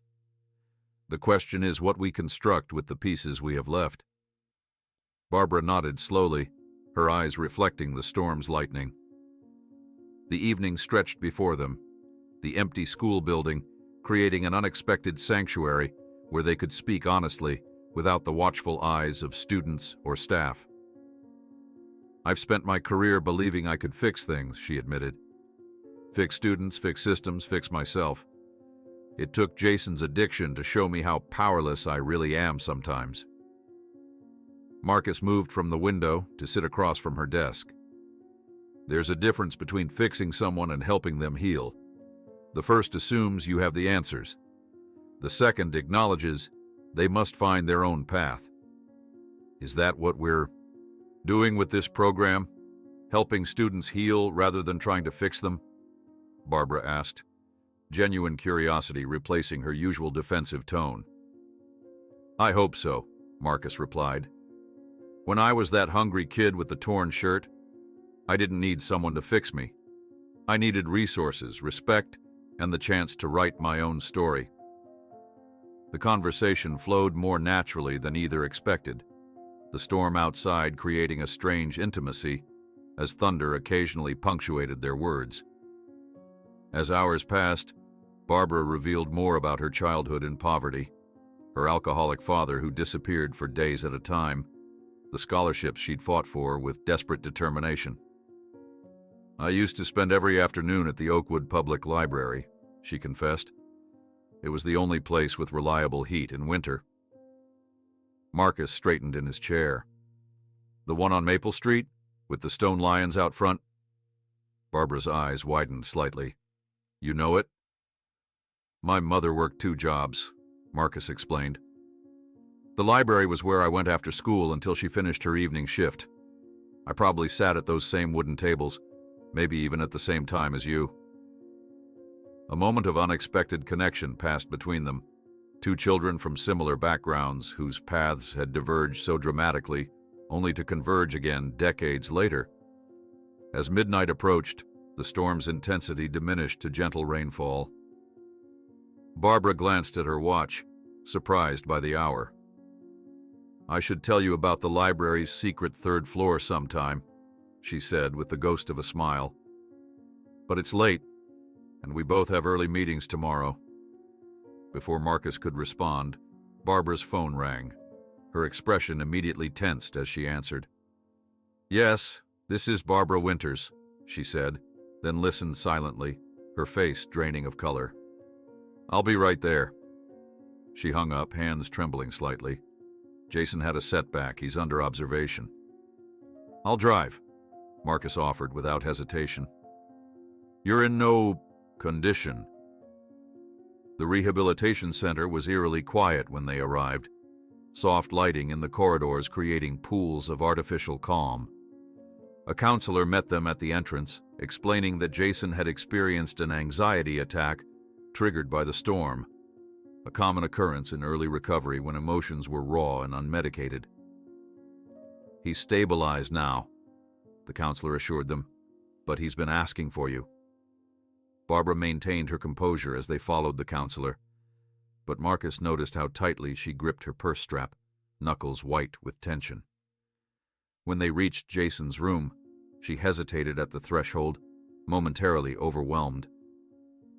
"You can do this," Marcus encouraged quietly. "He needs his mother, not the principal." Jason was sitting up in bed when they entered, looking younger and more vulnerable than Marcus had seen him before. The reunion between mother and son was awkward at first, both uncertain how to bridge the emotional distance that had grown between them. Yet as Barbara sat beside the bed, simply listening as Jason described the panic that had overtaken him during the storm, something shifted subtly in their interaction. On the drive back to the school where Barbara had left her car, she stared silently out the passenger window. "I've failed as a mother," she finally said, her voice barely audible over the car's engine. "Just like I've failed as an educator." "That's not what I saw tonight," Marcus replied, keeping his eyes on the rain-slick road. "I saw a mother who showed up, who listened instead of lecturing. That's not failure, it's growth." Back at the school parking lot with the rain now reduced to mist, Barbara turned to him before exiting the car. "Thank you for being there tonight, not just for Jason, but for me." "We're building bridges," Marcus said simply. "Sometimes that means crossing troubled waters together." The following morning, a small box appeared on Marcus's desk, an antique compass in a wooden case with a note, "For helping me find direction when I was lost. BW."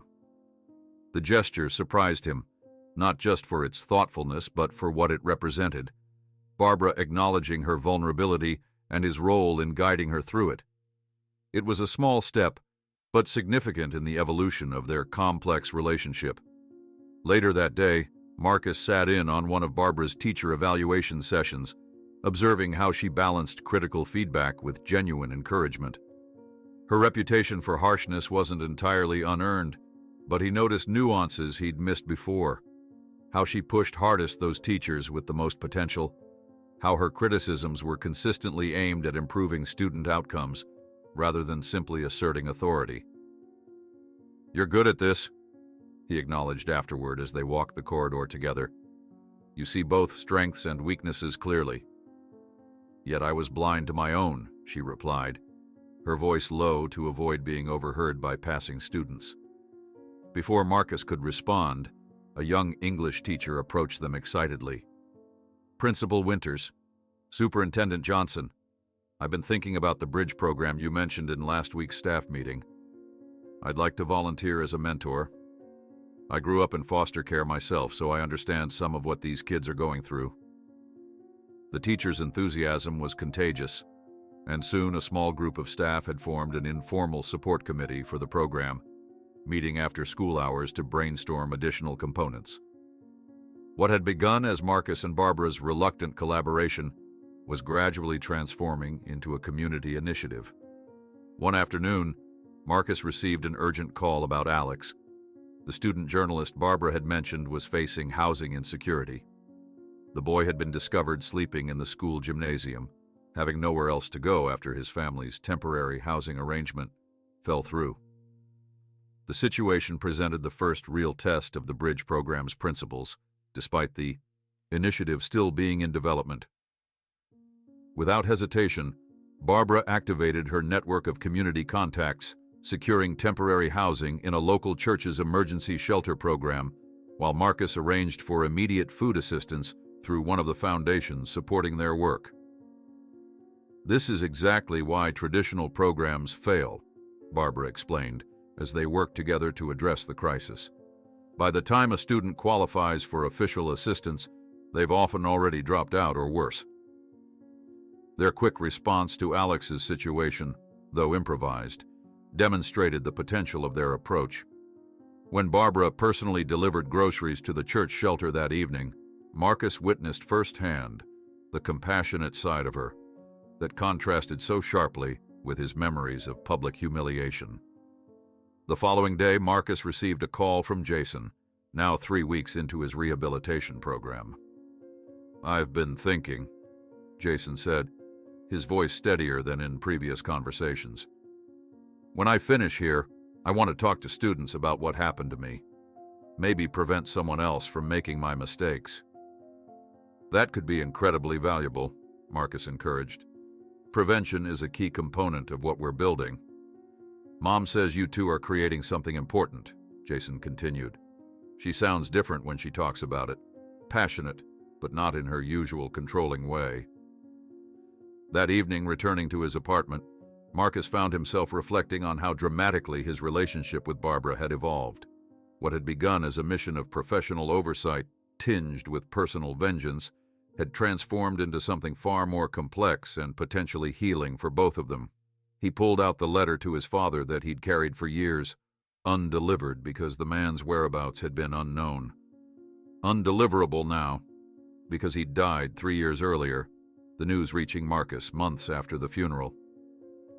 The yellowed paper contained all his unresolved anger, all the questions that would never be answered.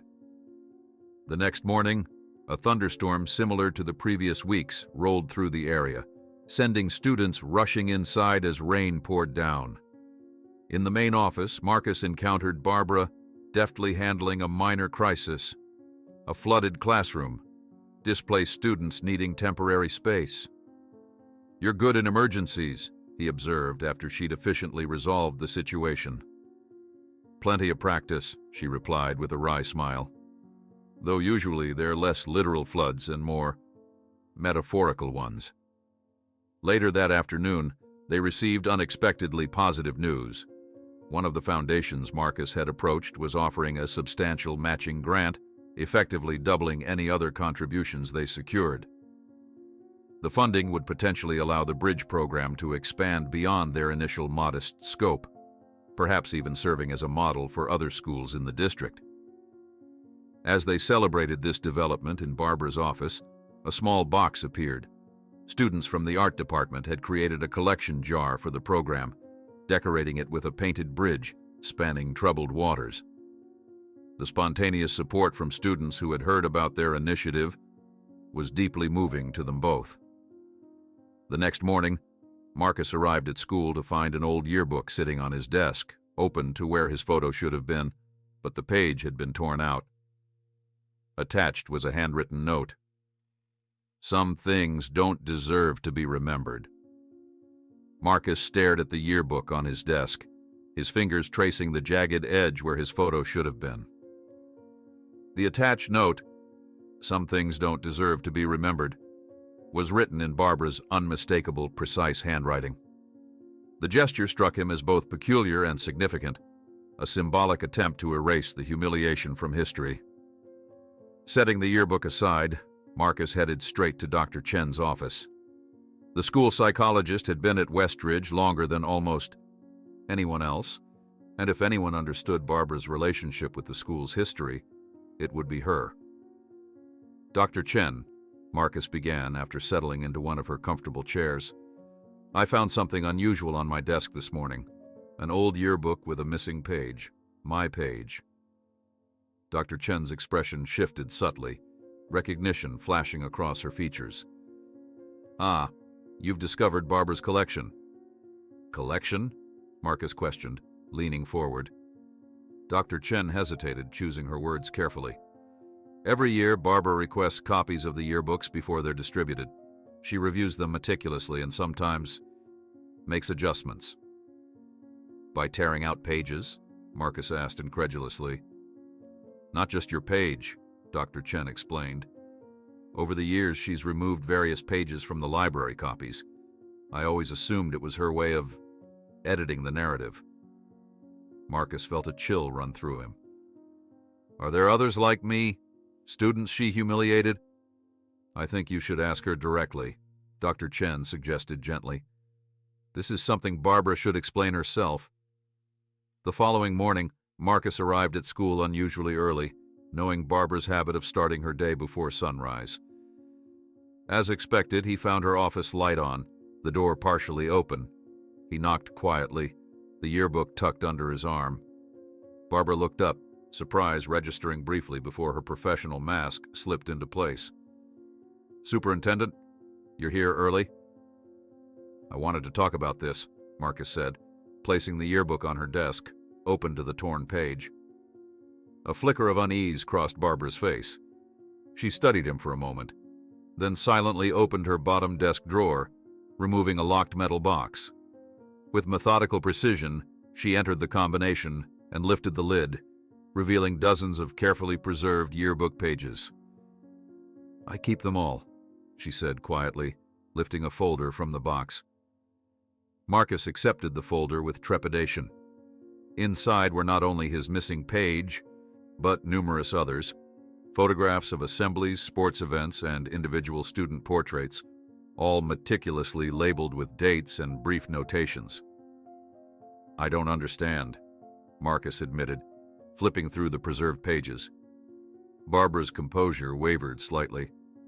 "They're reminders. Every time I failed a student.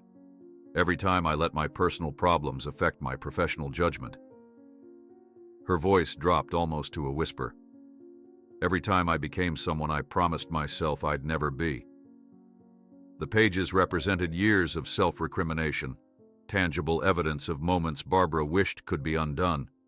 His own page bore the simple notation, "Unforgivable, April 15, 2006. "You removed them from the yearbook so no one would see?" Marcus asked. "I removed them because some histories shouldn't be celebrated," Barbara replied, her gaze steady despite the vulnerability of the moment. "But I kept them as personal reminders of what not to repeat."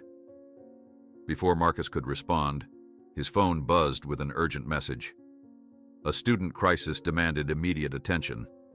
Alex, the boy they'd helped secure temporary housing, had been discovered sleeping in the school gymnasium again. "We need to go," Marcus said, their personal conversation instantly superseded by the immediate need.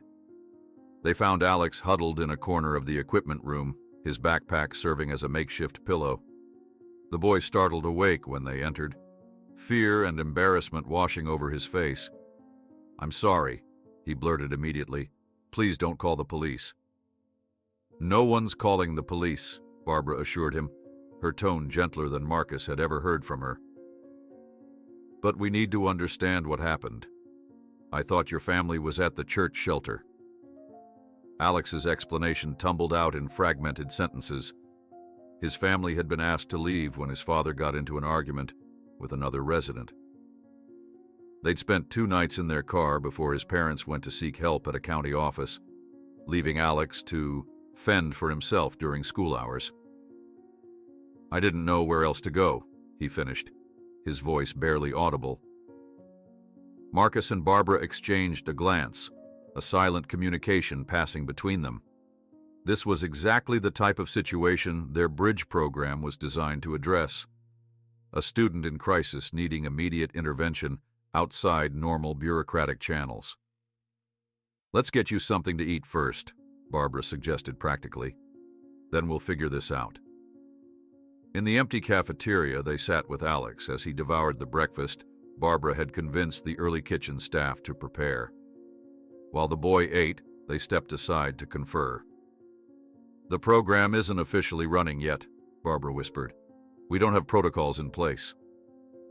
"Then we'll create them," Marcus replied firmly. "Right now, in real time. This is why we're building this. For Alex and students like him."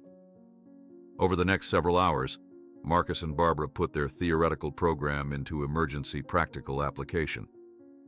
Barbara activated her network of community contacts, securing temporary housing at a local hotel through a sympathetic manager who owed her a favor. Marcus arranged for meal vouchers through one of their preliminary foundation partners. By afternoon, they had established contact with Alex's parents and coordinated a more sustainable support plan. "This is how it should work," Barbara observed, as they watched Alex's family reunite in the school conference room. Direct intervention, minimal paperwork, actual results. And no one had to be publicly identified or humiliated to receive help, Marcus added pointedly. Barbara acknowledged his comment with a solemn nod. A lesson I learned too late for some students. Later that afternoon, Marcus received an unexpected phone call from Jason at the rehabilitation center. Barbara's son sounded more stable than in previous conversations, his voice carrying a newfound clarity. "The counselors say I'm making good progress," Jason explained. "They think I might be ready to start developing my outreach presentation for students soon.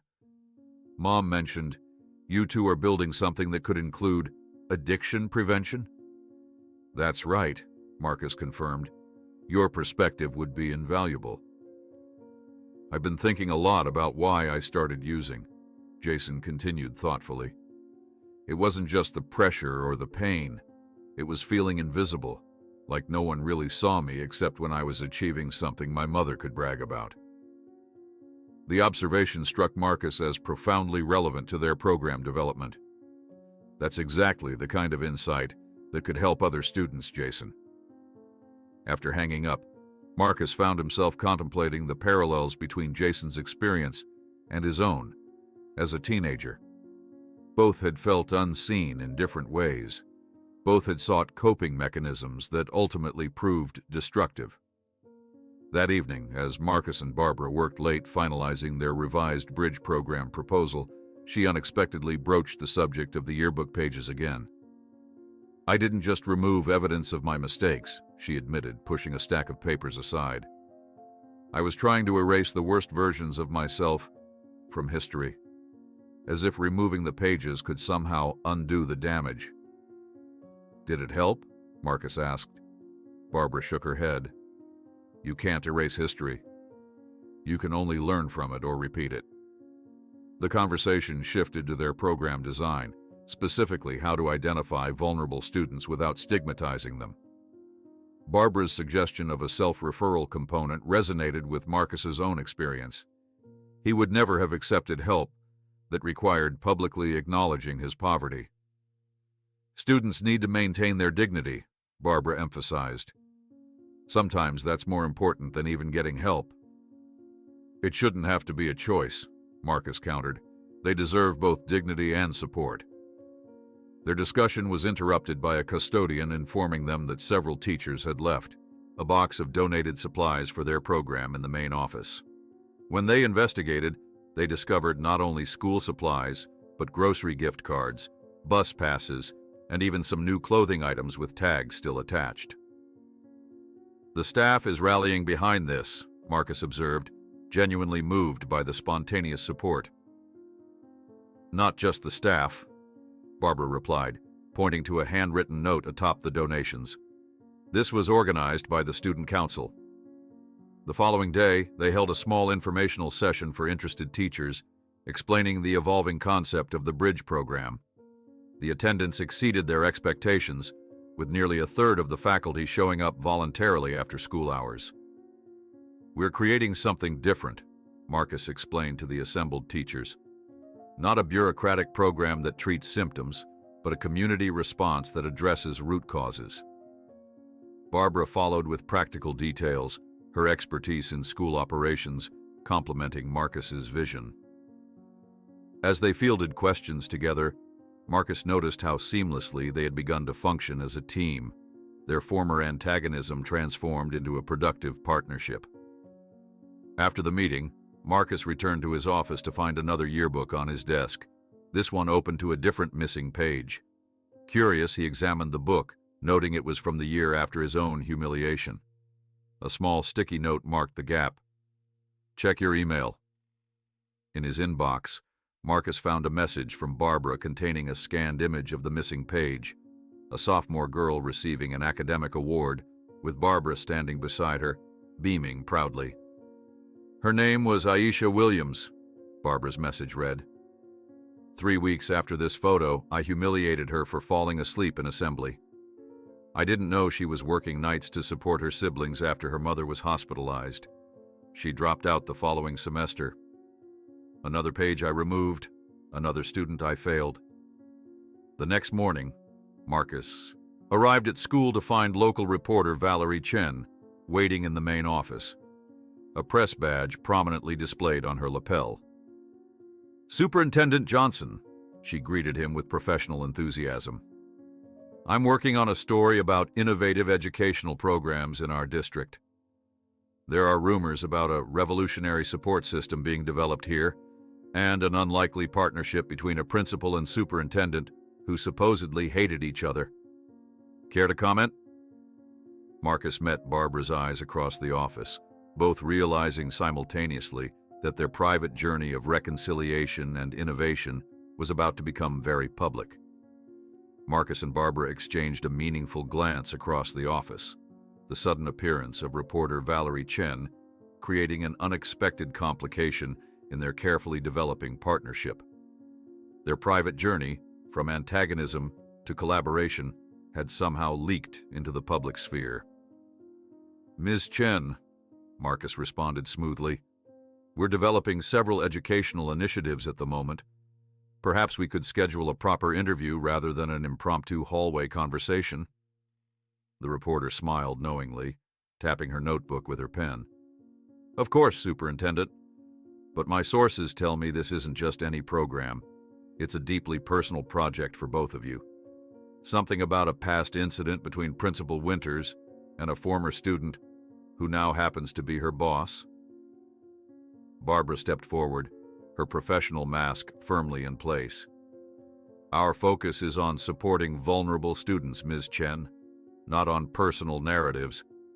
If you're interested in the educational substance of our work, we'd be happy to discuss that." "The personal angle is what gives this story resonance," Valerie persisted. "Readers connect with human journeys, not just policy initiatives." Marcus glanced at his watch, buying time to think. "We have a school to run, Ms. Chen. My office will contact you about scheduling an official interview where we can discuss the bridge program properly." After the reporter reluctantly departed, Barbara closed her office door behind them. "This complicates things," she stated flatly. "Our professional relationship will now be scrutinized alongside the program itself." "Maybe that's not entirely bad," Marcus suggested, surprising himself with the thought. "The program is about transformation and second chances. In some ways, so is our working relationship." Barbara considered this, her expression thoughtful. "How much of our history are you comfortable sharing publicly?" The question hung between them, weighted with implications. Marcus had never publicly discussed the humiliation he'd experienced, had built his professional identity separate from that painful episode. Yet now, the very incident that had haunted him for years might become a central narrative in local media. "I'm not interested in public revenge or humiliation," Marcus finally said. "But I'm also not ashamed of where I came from or what I overcame. The question is whether sharing our history would help or hinder the program's success." They spent the next hour crafting a careful approach for the inevitable media attention. They would focus on the bridge program's innovative structure and immediate impact, using their personal history only as context for their shared commitment to educational equity. The story would be about transformation and collaboration, not past grievances. 2 days later, they sat side by side in Marcus's office as Valerie Chen recorded their official interview. They explained the program's development, occasionally referencing their different perspectives, without delving into the painful specifics of their history. "You're both being remarkably vague about the nature of your prior relationship," Valerie observed, pausing her recorder. "My research indicates there was a significant public incident during Superintendent Johnson's time as a student here." Marcus met Barbara's eyes briefly, before responding. "What matters isn't what happened 12 years ago, Ms. Chen. What matters is the work we're doing now to ensure no student faces unnecessary obstacles to their education." Barbara surprised him by adding, "I made serious mistakes as an educator earlier in my career. Learning from those mistakes has informed how we've structured this program to protect student dignity while providing essential support. The interview continued for another 30 minutes, focusing primarily on the program's mechanics and early successes with students like Alex. When Valerie finally departed, Marcus and Barbara sat in weary silence. "That was harder than dealing with the school board," Barbara remarked dryly. The following Sunday, Valerie's article appeared on the front page of the local paper's education section. From confrontation to collaboration. Former student returns as boss, creates revolutionary program with principal who once humiliated him. Despite their attempts to focus on the program, Valerie had dug deeply into their history, interviewing former students and teachers who remembered the assembly incident. The article included painful details Marcus had hoped would remain private, yet it also portrayed their current partnership with surprising sensitivity. The Bridge program represents more than educational innovation, the article concluded. It demonstrates how painful histories can sometimes become the foundation for meaningful change. By Monday morning, the article had generated significant community response. Emails poured in, some expressing outrage at Barbara's past behavior, others commending the pair's ability to move beyond personal history to create something positive. More surprisingly, several local businesses contacted Marcus offering financial support for the Bridge program. "The publicity is working in our favor," Marcus noted during their morning check-in.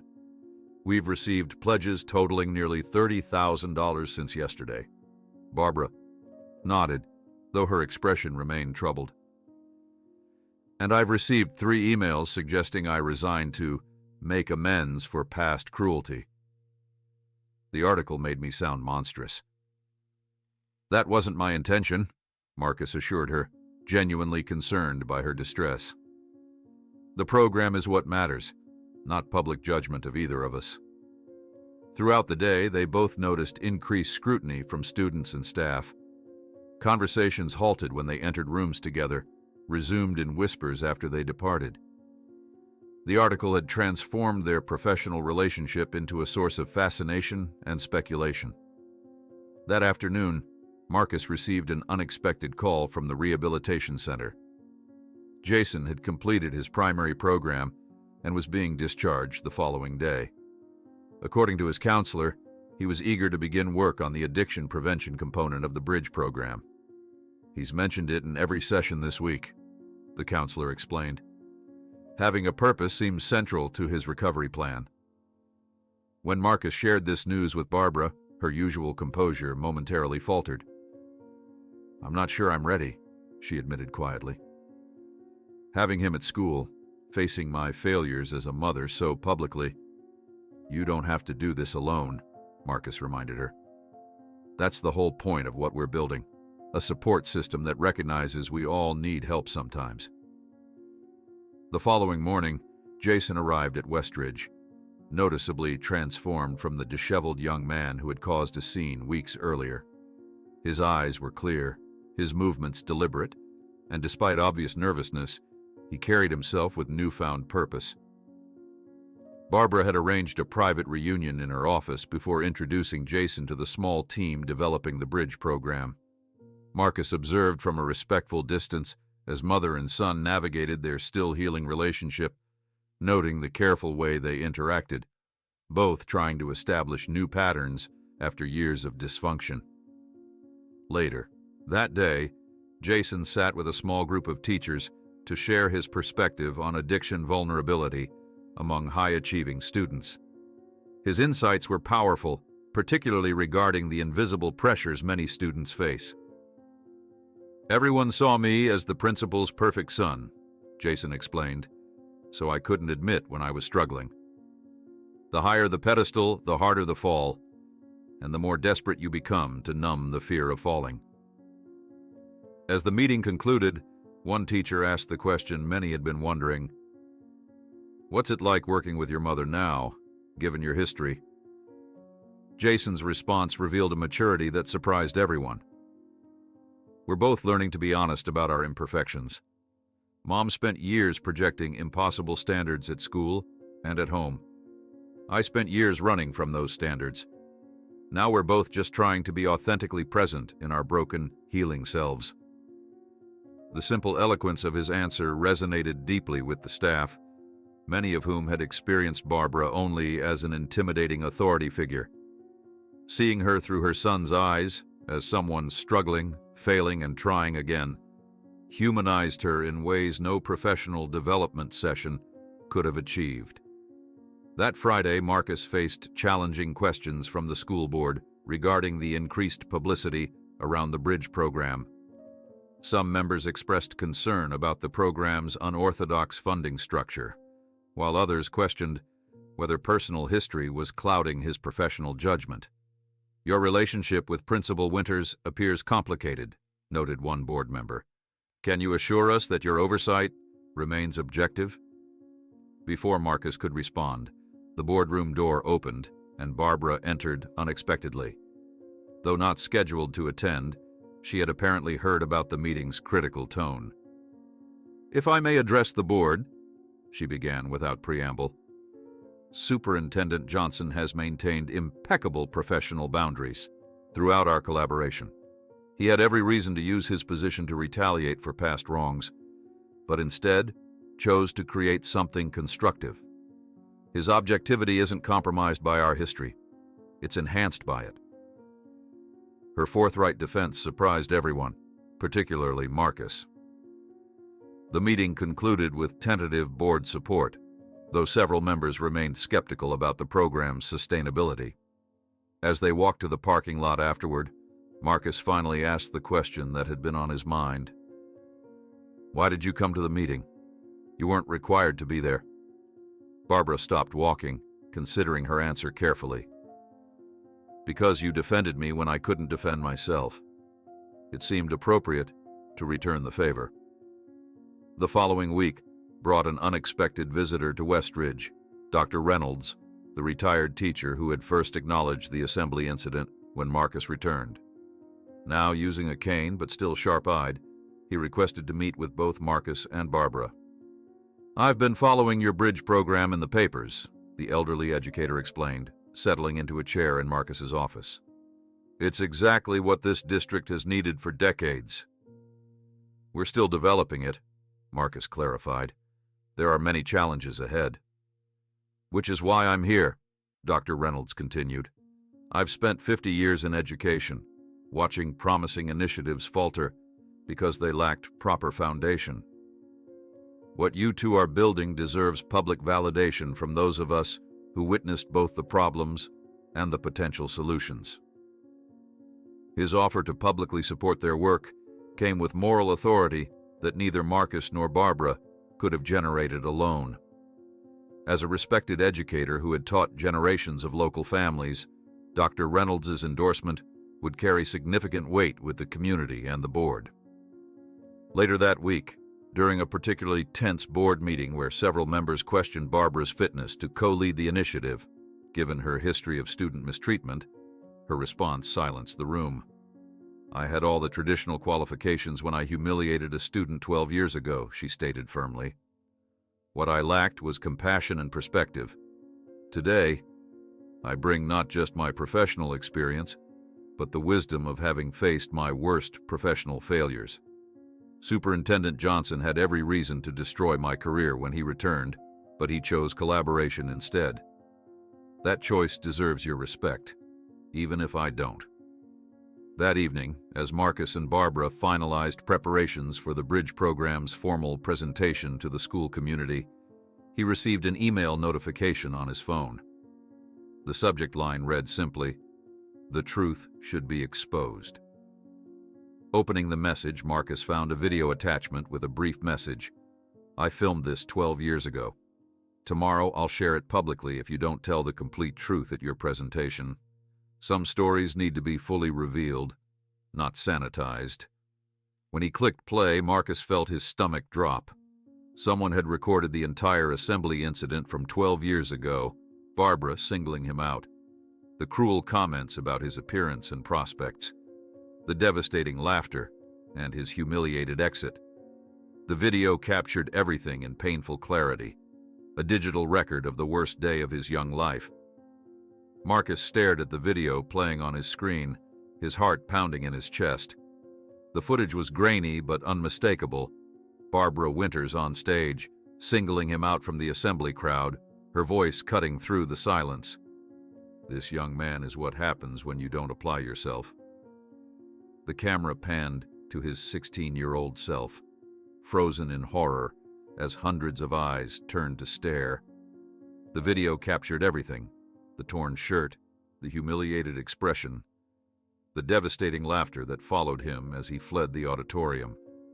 With trembling hands, Marcus forwarded the email to Barbara, adding only 3 words: "We need to talk." Within minutes, his office door opened. Barbara stood there, her face ashen, phone clutched in her hand. "I had no idea someone recorded it," she whispered, closing the door behind her. "Neither did I," Marcus replied, gesturing for her to sit. "But now we have a decision to make. Our presentation to the community is tomorrow." Barbara sank into the chair opposite his desk, looking more vulnerable than he'd ever seen her. "Whoever sent this wants to destroy me, and possibly the program along with me. Or they want honesty," Marcus suggested, studying the sender's message again. "They're not asking for your resignation or public humiliation. They're asking for the complete truth." For hours, they debated their options, weighing the potential damage of the video being released against the risks of incorporating it into their presentation. As evening descended, casting long shadows across the office, they finally reached a decision that neither had anticipated when the day began. The following morning, the school auditorium buzzed with anticipation. Board members, teachers, parents, and community leaders filled the seats, drawn by the newspaper coverage and rumors of innovative changes. Marcus stood backstage, adjusting his tie nervously, while Barbara reviewed her notes one final time. "Are you absolutely certain about this?" she asked quietly. "Once we do this, there's no going back." Marcus nodded. "Sometimes the only way forward is through the heart of what we fear most." At precisely 10 a.m., Marcus walked onto the stage, the spotlight momentarily blinding him as he approached the podium. The audience fell silent, all eyes focused on the young superintendent who had returned to the school that once humiliated him. "Good morning," he began, his voice steady despite his racing heart. "Thank you all for coming today to learn about the Bridge program, an initiative that represents not just educational innovation, but a fundamental commitment to ensuring every EU student has the support they need to succeed." For the next 15 minutes, Marcus outlined the program's structure, the immediate intervention protocols for students in crisis, the dignity-centered approach to resource allocation, the community partnerships they had developed. As he spoke, he could see heads nodding, expressions of approval spreading through the audience. "But to understand why this program is necessary," Marcus continued, his voice dropping slightly, "we need to go back to the beginning. To understand the Bridge program, you need to understand its origins." He glanced off stage where Barbara waited and gave a small nod.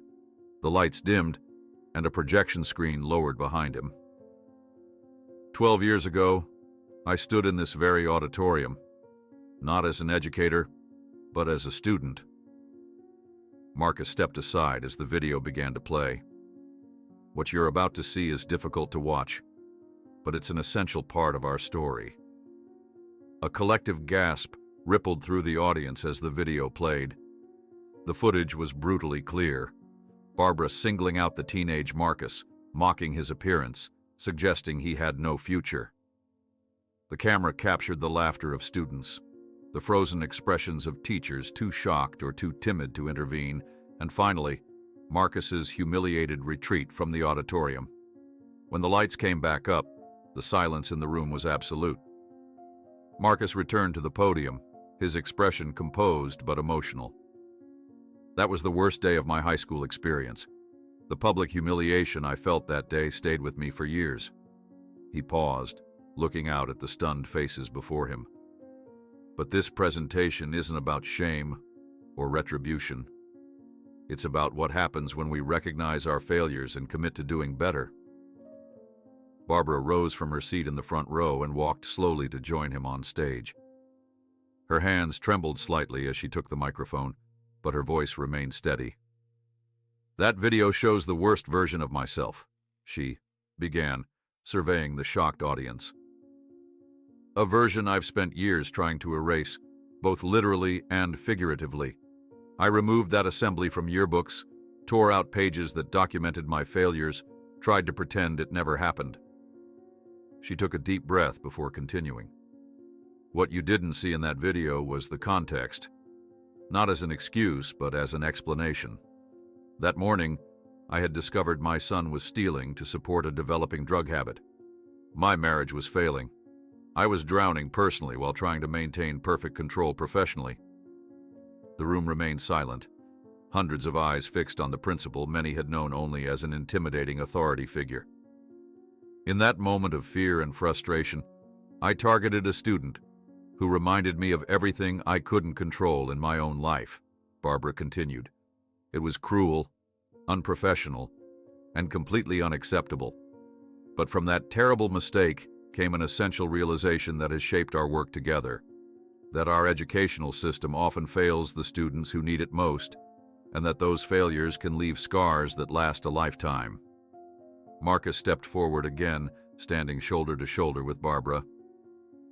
"The Bridge program was born from this understanding, that students facing challenges need support delivered with dignity, not judgment.